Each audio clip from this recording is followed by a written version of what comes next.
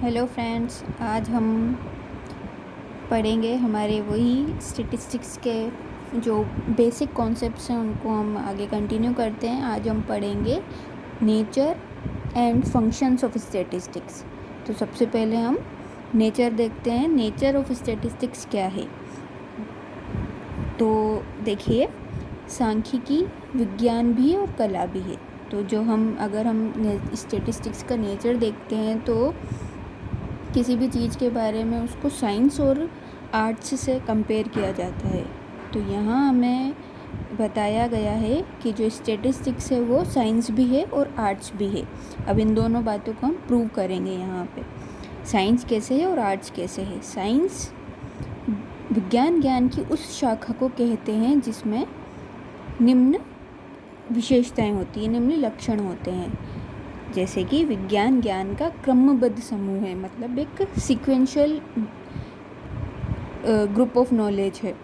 उसकी विधियाँ तथा नियम सार्वभौमिक होते हैं, यूनिवर्सल होते हैं। साइंस के जो रूल्स हैं, जो मेथड्स हैं, वो यूनिवर्सल होते हैं, यानी कि जो रूल इंडिया में अप्लाई होंगे वही अमेरिका में होंगे, वहीं रशिया में होंगे, मतलब पूरी दुनिया में वही रूल अप्लाई होते हैं। साइंस कारण और परिणाम के संबंधों का विश्लेषण करता है।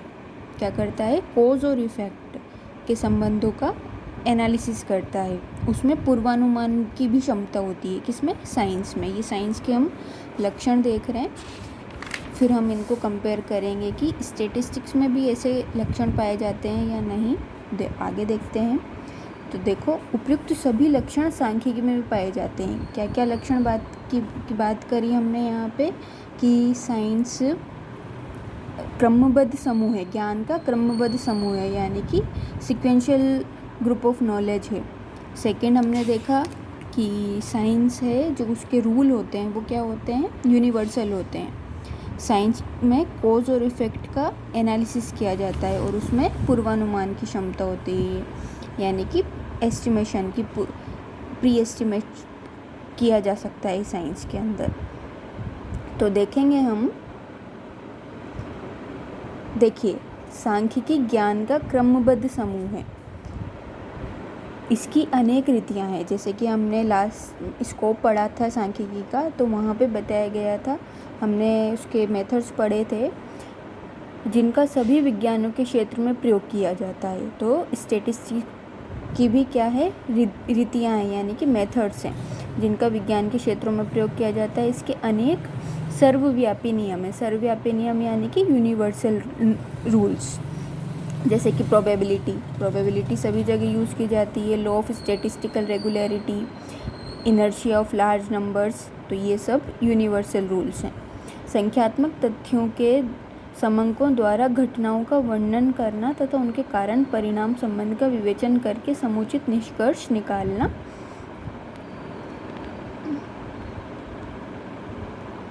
सांख्यिकी मूलभूत क्रियाएं हैं। मतलब यहाँ पे भी क्या होता है, जैसे कि साइंस में कॉज और इफेक्ट का एनालिसिस किया जाता है, वैसे यहाँ पर भी कॉज और उसके जो रिजल्ट निकलता है उसका समुचित निष्कर्ष निकाला जाता है। भूतकालीन तथा वर्तमान तथ्यों के आधार पर प्रभावी प्रवृत्तियों का पूर्वानुमान लगाना। अब देखो, जो लास्ट फंक्शन था, जो लास्ट लक्षण था साइंस का, उसमें पूर्वानुमान की बात की गई थी। तो यहाँ पे स्टैटिस्टिक्स में भी पूर्वानुमान लगाया जाता है। तो यहाँ पे स्टैटिस्टिक्स में साइंस की सारी जो लक्षण हैं वो सभी दिखाई देते हैं। तो हम ये प्रूफ हो गया है, हेंस प्रूव है कि भाई सांख्यिकी को एक विज्ञान कहना सर्वथा उचित है। इसमें कोई भी गलत नहीं है। कुछ विद्वानों ने सांख्यिकी को एक विज्ञान न कहकर एक वैज्ञानिक विधि कहा है, साइंटिफिक मेथड कहा है, साइंस न कह के इसे साइंटिफिक मेथड कहा है। क्रॉक्सटन एंड काउडेन के अनुसार सांख्यिकी एक विज्ञान नहीं है, एक वैज्ञानिक विधि है। अब किसने कहा है इसको एक वैज्ञानिक विधि? क्रॉक्सटन एंड काउडेन ने। तो ये प्रूव हो गया है कि स्टैटिस्टिक्स एक साइंस है। अब दूसरी जो बात कही गई थी, स्टैटिस्टिक्स एक कला भी है। तो हम कला के भी जो फंक्शन है उसको हम देख लेते हैं। तो देखेंगे कला के फंक्शन, कला के लक्षण। कला के निम्न लक्षण होते हैं। कला उन क्रियाओं का समूह है जिनके द्वारा किसी समस्या का हल किया जाता है। देखो आर्ट्स होती क्या है बेसिकली, जिससे किसी प्रॉब्लम का सॉल्यूशन किया जाता है। जैसे कि हमें किसी चीज़ की ड्राइंग करनी है, तो ड्राइंग क्या है, एक आर्ट है। हमें हमारी किसी प्रॉब्लम को एक्सप्रेस करके दिखाना है, तो हम उसे डांस के थ्रू दिखा सकते हैं, तो डांस एक आर्ट है। तो उस जिससे हमारी कोई प्रॉब्लम सॉल्व होती है, वो लक्ष्यों को प्राप्त करने के उपाय भी बतलाती है, तथ्यों का वर्णन ही नहीं करती। It not only describes but also prescribes, कि भाई सिर्फ डिस्क्राइब ना करके उसका सॉल्यूशन भी बताती है आर्ट्स। कला की साधना में विशेष चतुराई, अनुभव, आत्मसंयम की आवश्यकता होती है। तो ये हो गई कला के लक्षण। अब इसमें हम इसको स्टैटिस्टिक्स से कंपेयर करते हैं। सांख्यिकी में इस बात का भी अध्ययन किया जाता है कि विभिन्न समस्याओं का समाधान करने में सांख्यिकी रीतियों नियमों का किस प्रकार प्रयोग किया जाए। तो जैसे कि यहाँ फर्स्ट जो लक्षण बता रखा है कला का, वो क्या है, किसी समस्या का हल करना। तो जो सांख्यिकी रीतियाँ हैं, स्टैटिस्टिकल मेथड्स हैं, उसमें हम यही देखते हैं कि भाई जो हमारी सोसाइटी में कोई प्रॉब्लम है तो उसको कैसे सॉल्व किया जाए। तो इन रीतियों का उचित उपयोग करने के लिए विशेष योग्यता तथा आत्मसंयम की आवश्यकता होती है। सही बात है, जो हम स्टैटिस्टिकल जो मेथड्स हैं उनको यूज़ हर कोई नहीं कर सकता, उसके लिए विशेष योग्यता की ज़रूरत होती है और आत्मसंयम की आवश्यकता होती है। तो जो आर्ट्स का जो थर्ड लक्षण है, चतुराई, अनुभव, आत्मसंयम की आवश्यकता होती है, ये भी प्रूव हो रहा है।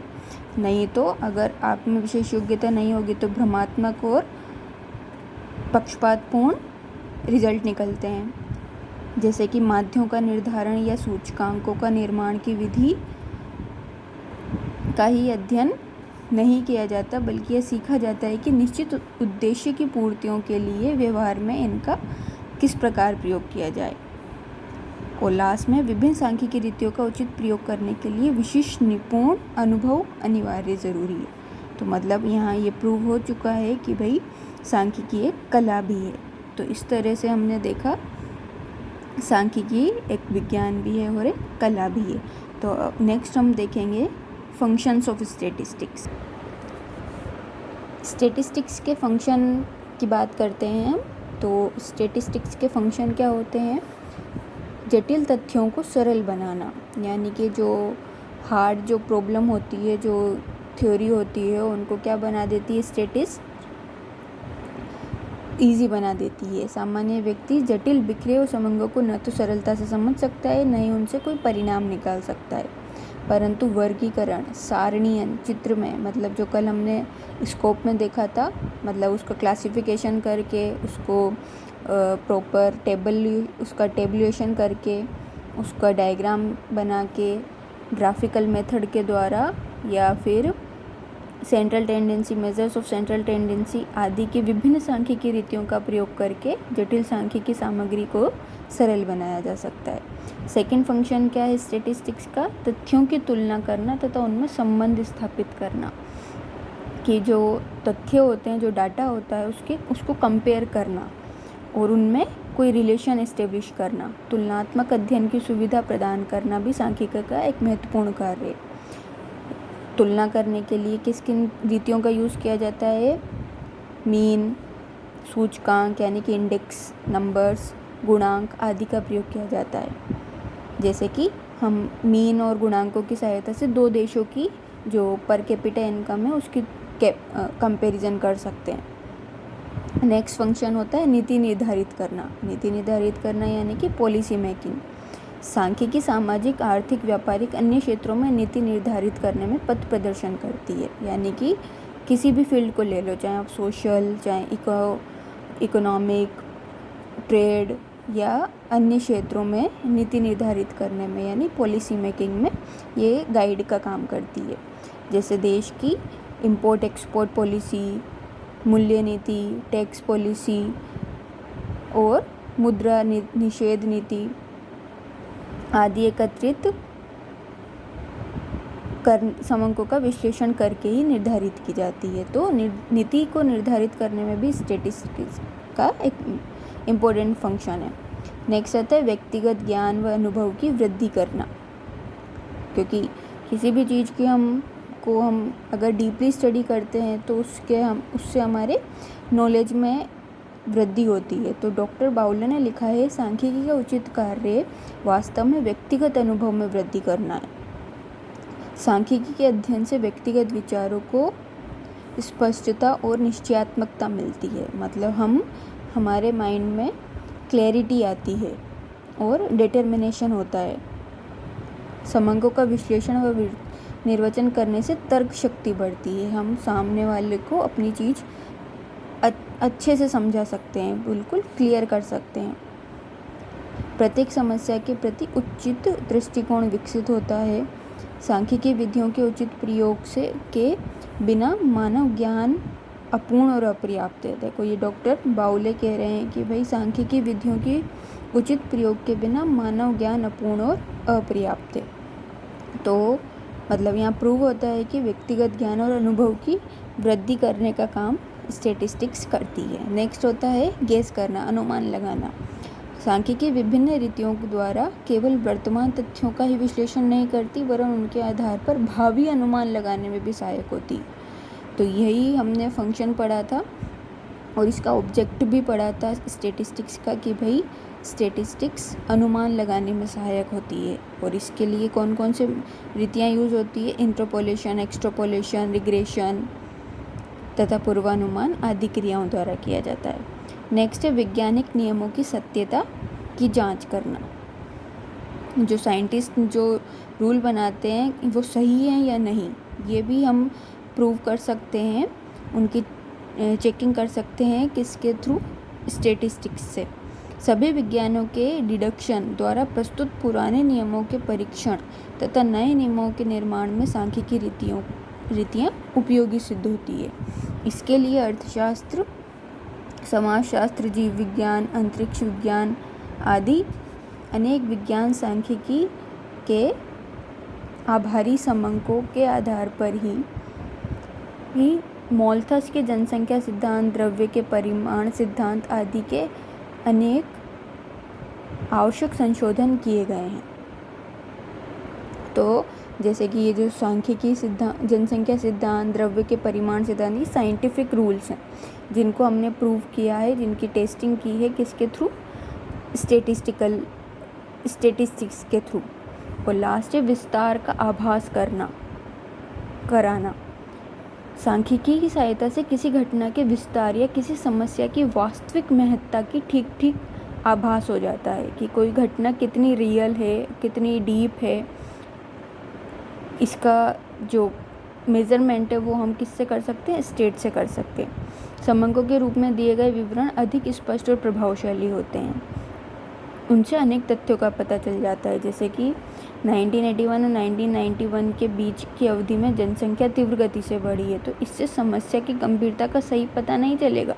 परंतु यदि कहा जाए कि 81 में भारत की जनसंख्या 68.33 और 91 में 84.63 थी। अब यहाँ पे हमने क्या दे दिया? प्रॉपर एक डाटा दे दिया ना, स्टैटिस्टिकल मेज़र दे दिया। तो इससे क्या हो गया कि हमें पता चल रहा है कि भाई 68 से 84 कितना डिफरेंस है। तो ये डायरेक्ट 16 करोड़ जो पॉपुलेशन है वो बढ़ी है 10 सालों में।